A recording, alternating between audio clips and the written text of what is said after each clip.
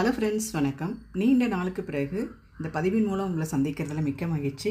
இன்னும் த்ரோட் சரியாகலை, கொஞ்சம் அட்ஜஸ்ட் பண்ணிக்கோங்க. இது பார்த்தீங்க அப்படின்னா நேற்று செவ்வாய்க்கிழமை வெற்றிலை தீபம் போட்டதுக்கான வீடியோ தான். இன்றைக்கி வைகாசி விசாகம். இந்த வைகாசி விசாகத்தில் விரதம் இருந்து வழிபடுறவங்க பார்த்தீங்கன்னா காலையிலே நம்ம விரதத்தை ஆரம்பிச்சிடணும். பூஜையும் காலையிலே பண்ணிடலாம். அதாவது 9 to 12 வரைக்குமே டைம் இருக்குது. அதே மாதிரி பார்த்தீங்க அப்படின்னா ஈவினிங்கில் 7 to 9 வரைக்குமே டைம் இன்றைக்கி பௌர்ணமியோடு சேர்ந்து வர்றதால ஈவினிங் கூட இந்த பூஜை பண்ணலாம். ரொம்ப விசேஷமானது. இன்றைக்கி இந்த வைகாசி விசாகத்தன்னைக்கு நம்ம வேல் இருந்துச்சுன்னா வேலுக்கு அபிஷேகம் பண்ணுங்கள். ஒரு 3 விதமான அபிஷேகம் பண்ணால் கூட போதும். பால், பன்னீர், தேன் போதும். அதே மாதிரி வெற்றிலை தீபமும் போட்டு வழிபாடு பண்ணுங்கள். ரொம்ப ரொம்ப நல்லது. இன்றைக்கி முருகன் அவதரித்த நாள்.